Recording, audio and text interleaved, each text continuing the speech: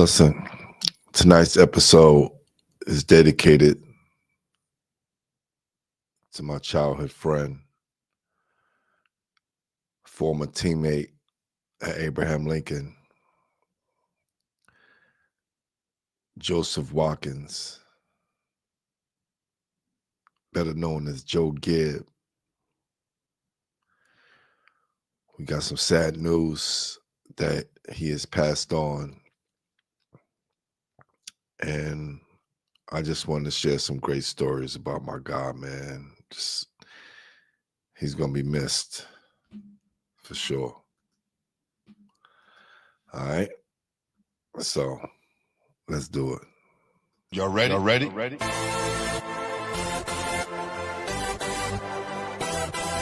Yes. You have just stepped out into the world of chaos. Where everybody goes hard. Come on. Go hard. Go hard. Go hard.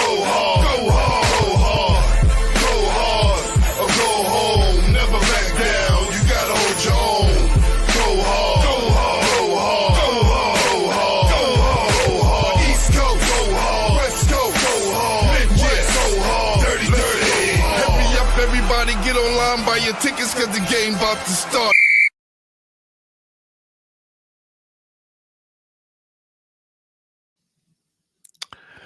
Welcome to Basketball Heads Live. I am your host, Glenn Pooh Harding. And tonight, I canceled all the guests tonight. We're going to continue on. So our next episode. But tonight, I want to pay homage to my friend, Joseph Watkins. To everybody out there, Coney Island, Joe Gibb, Josie, as we called him. Got some sad news today that he passed on. Man, this is the tough one right here, man. It's been a lot of people passing, man. This last week, but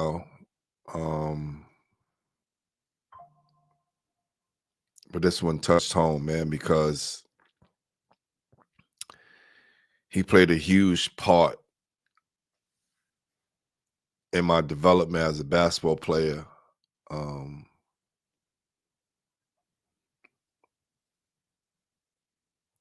What hard work looks like when you're doing it the right way, not cutting any corners. Because he was one of the hardest workers I know.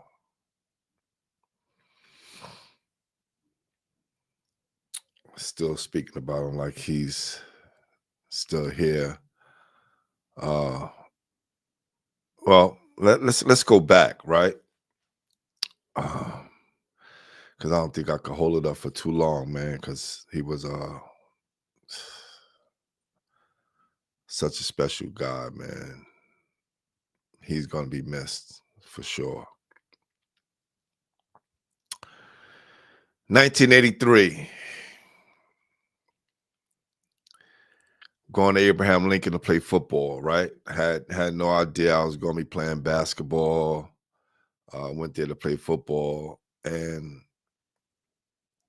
just so happens, my friends talked me into staying at the school because they wanted to try for the basketball team, even though we were number one in the state.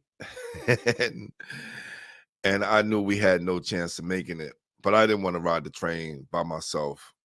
That long train ride was like an hour back to the crib. Well, anyway, we get there, and man, the gym is packed. Like, it's packed with all kind of ball players. Most of them from Coney Island. And you already know Coney Island. had a lot of ball players and a lot of guys from, cross town, as we called it, from the Flatbushes, the Crown Heights, the Bed-Stuys, you know, and so forth, who went to Lincoln, all tried out.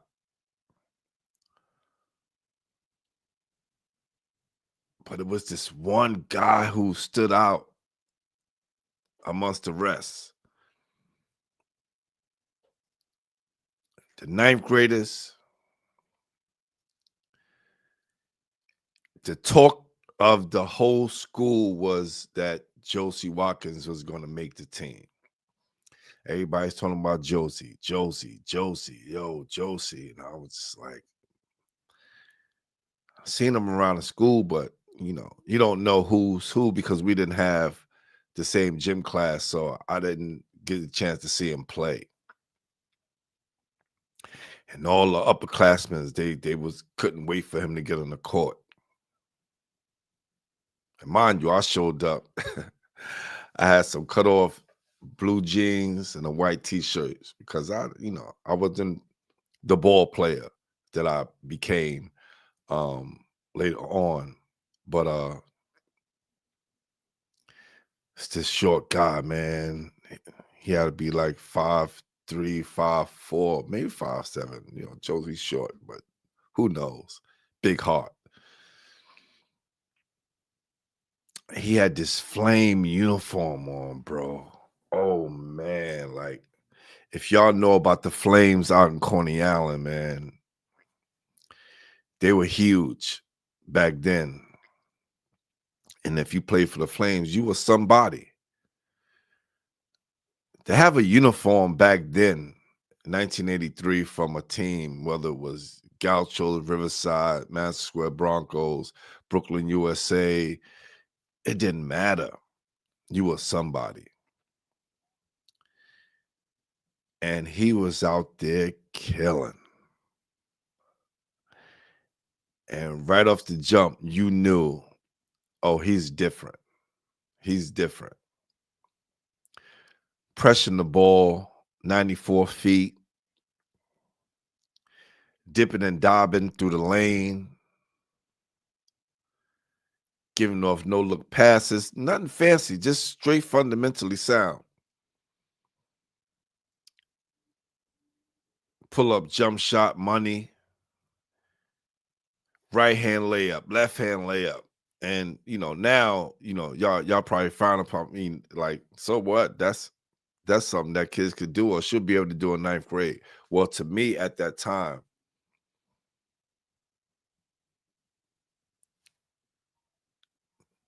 it was a lot. So you can hear the older guys from Coney Island cheering them on and, making sure the crowd knew who they were there to watch.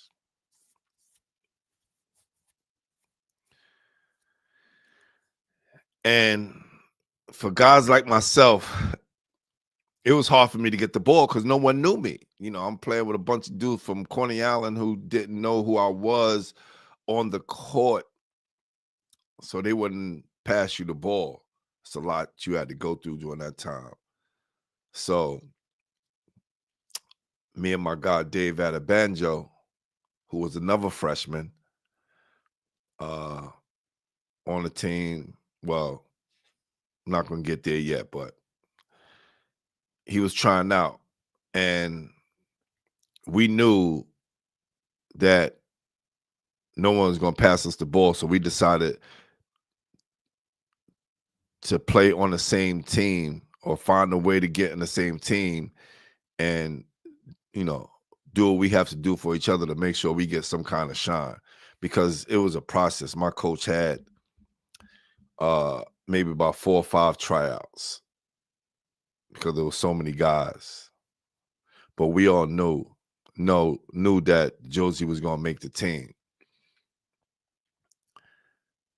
Josie made it hard for a lot of those guards out there, man. Let me tell you, man, Josie put in a lot of work and made sure that he was one of the guys that was going to make that team. And we all knew, the whole gym knew, if they was going to pick one freshman, Josie was going to be that freshman. And he made such an impression on coach and on players like myself. When the final cuts came, Coach Hartstein decided to pick 3 freshmen. That's all had made the team. I was amazed. I had no idea my coach was planning for the future. I'm just looking like, why would he pick 3 freshmen? Like, y'all number 1 in the state. Y'all don't really need us. But my coach was planning for the future, which actually kind of worked out for him and us at the same time. Well, Josie had to end because he was Josie. And he was that damn good that he deserved to make the team. So we knew he was going to make the team. My guy Dave Adebanjo went to the junior high school that my coach taught at. So my coach taught at IS 320, Jackie Robinson School. So he had to end. And, you know, and me, like, I was so surprised that all the guys I came with got cut. And I couldn't believe it. So with us 3 making the team as freshmen, we became very close because we were the young guys. We were the young guys who had to, you know, carry the bags and pick up the towels and make sure the ball's in the rack. We had to do all of those things, man, that freshmen had to do. Josie was such a great teammate, man. He always had everybody laughing. And because he knew all the upperclassmen personally, like, we had to gradually get to know these guys. You know what I'm saying? Like the Spice Gilpatricks, you know, Carl Silk Owens, Damari Riddicks, you know, Sean Williams, who was a sophomore at the time, the Bernard Mitchells, all those guys who they all knew each other. Sean wasn't from Coney Island, but he made the team as a freshman the year before. So they all knew. So, but we became part of that Lincoln Brotherhood. And man, Josie was the jokester of the team, man. He would lighten things up. He wasn't afraid of the big guys. He was snapping the big guys, especially Kenny Parker, who I forgot to mention, DJ Kenny Parker.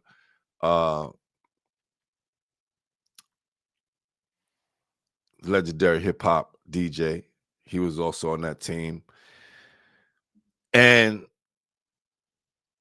as our freshman year began, you know, we were the guys who, if we was up 20, we got in the game. And it was this thing that when Josie got in the game, he made sure he scored. Like maybe like a minute, 2 minutes. If we was up by a lot, maybe 3 minutes, we get a chance to play. But we still had to run the offense. We still couldn't go out there and chuck up shots because our coach would just pull us out. Like, what you guys doing? You guys get a chance to run the offense. Well, since Josie was the point guard, he knew all the plays, and he made sure that he ran something to where he could get in the scorebook. So that was a big thing. And we kind of caught on late. Like, okay, now we know, like, when we get in the game, we got to score. And that came from Josie, just motivating us to wanting to score and put yourself in the book. That was real big for us. So we would kind of cheer each other on. And since him, myself, and Dave were close, we will make sure that, you know, each one of us got in the scorer's book, but we was all motivated by Josie to do that. And I would just remember that memorable freshman year. was amazing. We won a lot of games that year. We had a heartbreaking loss to boys and girls at the buzzer, and we all cried like babies, man. Like we lost by 1 point at the buzzer, bro, and we all cried, man, and every last one of us. And I just remember, being next to Josie, and uh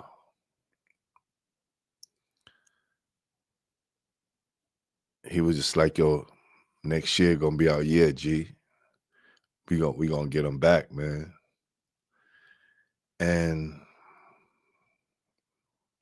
lo and behold, we go against boys and girls again. The next year, we get our ass blown up by 20. So, I just remember Josie said, "Yo, we'll get them next year, G." Um, and that was the focus, and that, I guess, around that time I was coming into my own. I had grew from 5'8" to 6'4", and I moved into the starting position. Um, and as time went on, you know, uh, the role started to change, but the identity of who we were and what we was built as a team stayed solid. And then that next year, we were able to win um, city championship, and that was huge. That was huge because even though he was short in stature, like I said, he was big in heart. Josie was one of the best defenders we had on our team, and you know, you put that ball on the ground, he'll be going the other way with it. It's tough as nails, man. Didn't back down from anybody. He knew that when it was his turn to get in the court, he had a role to fulfill, and he did that with honor. And he was beloved by everyone. I'm talking about, you go on Coney Island, you know, can't walk down the block without somebody screaming out his name, Joe Gibbs, Jose. He was beloved by everyone.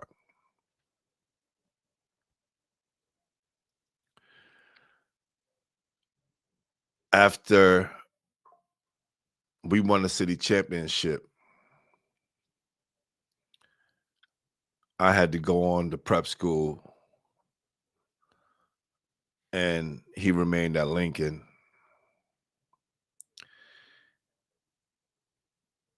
And we didn't speak as much to stay in touch. I went on to college, Fairleigh Dickinson, and he went on to the Army, which he was there during the time of the wars that was going on in the 90s. He traveled the world from, to the Middle East, overseas. He told me these stories later on, but to know that he went through so much at that time and suffered over there,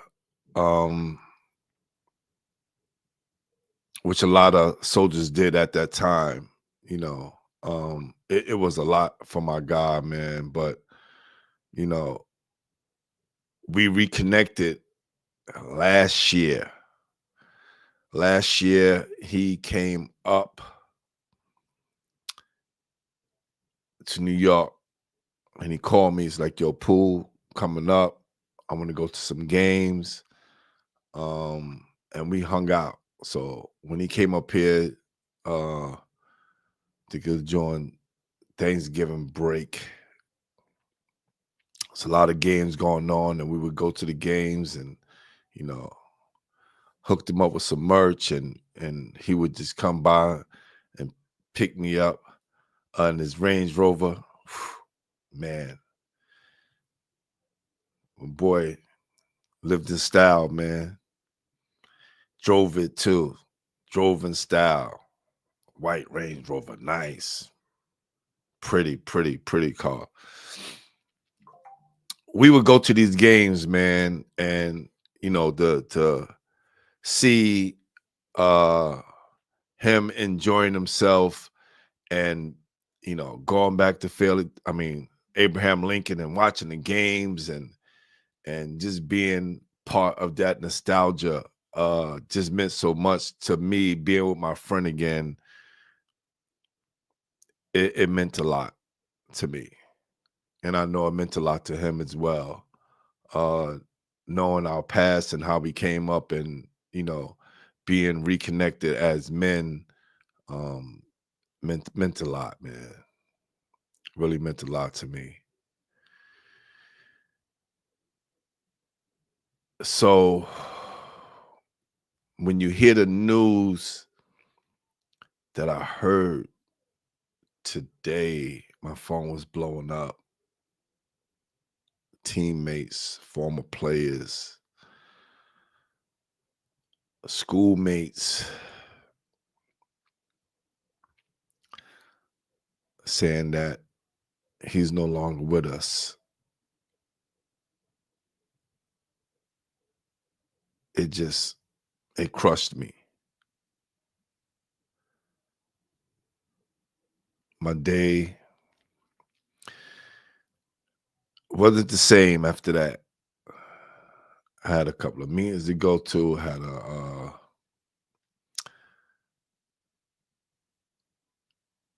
great meeting today, but it just still lingered in my mind that my guy won't be here no more, and we would get a chance to go to any more basketball games with each other.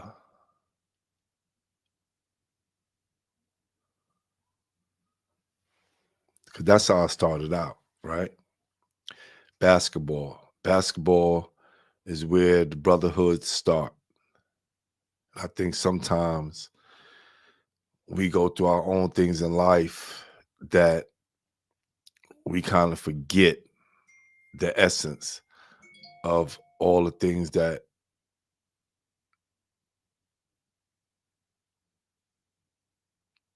we went through together in those battles.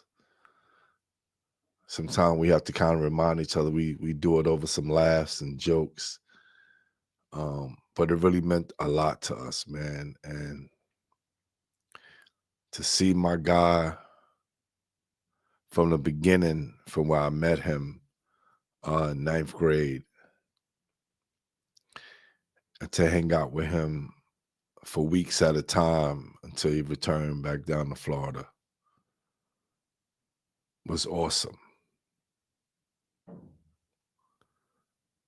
You know, I know we took a trip because we went to the Basketball Hall of Fame, and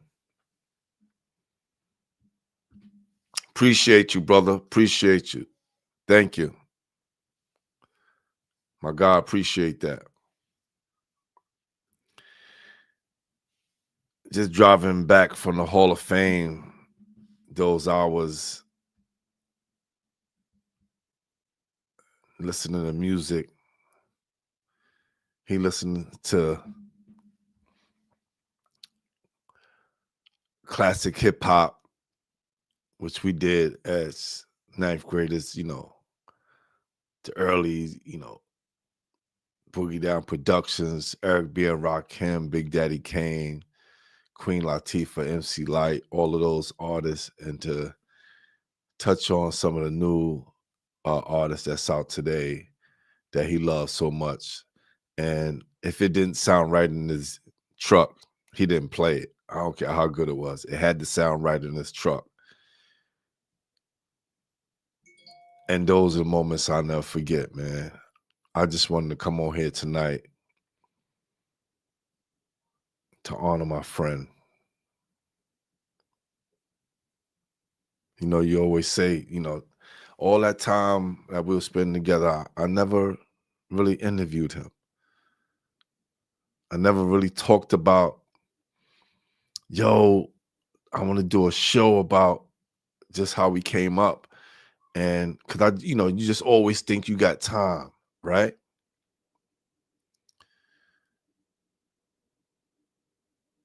And this is one of the reasons why I started this show, because we was losing a lot of guys during COVID who never got a chance to tell their story. And again, me being surprised that no one was actually recording New York stories, I felt like, who better to do it than me? I experienced a lot of loss early on, so I know what that's like.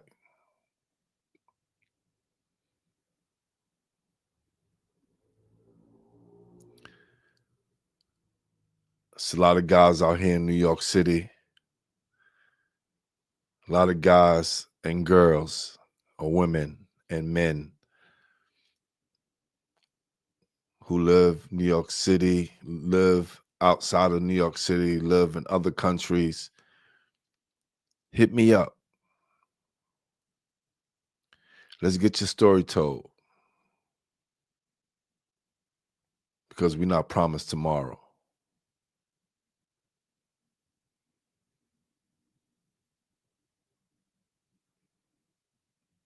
I want to say peace and blessings to the whole Watkins family.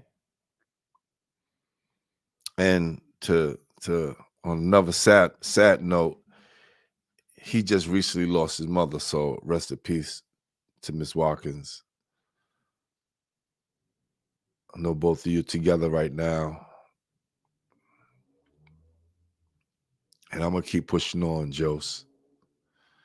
In your name, in your honor, in your spirit.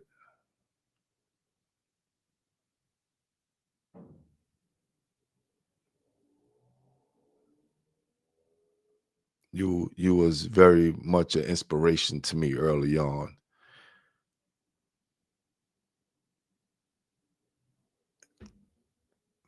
And I used to tell you that, how much more advanced you were in basketball than I was at the time, and just being so amazed at your skills and ability that you possess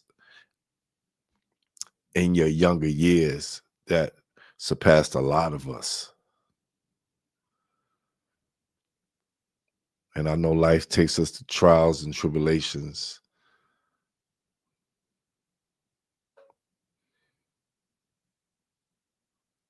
But as friends, we're going to keep your name alive, brother. I know the whole Coney Island is touched by this one right here, because you were such a good brother. And you was loved by so many.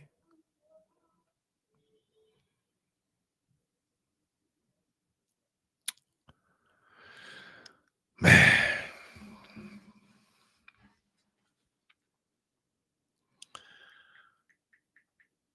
Such a hard time right now, man.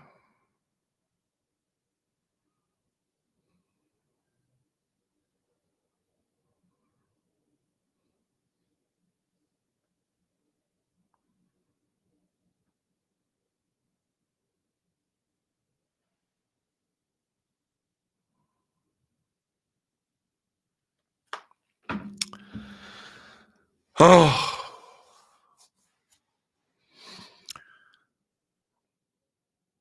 I want to take a moment of silence before we get out of here for my God, Jose.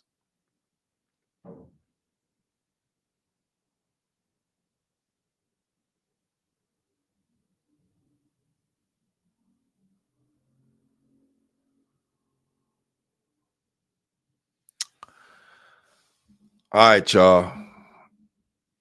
Just want to do that for my guy tonight. Just pay homage to him, man, and just let him know, his family know, he'll never be missed,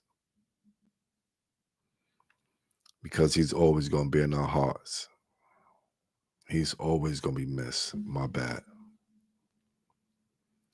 I'm just I got so many emotions right now. I don't want to start tearing up. As you can see, my eyes is very red right now because it's a very somber moment. But he will be missed and he will be living in our hearts forever. Rest in peace. Abraham Lincoln Standout, Coney Island legend, Joseph Watkins. We love you, brother. Always and forever. Peace, bro.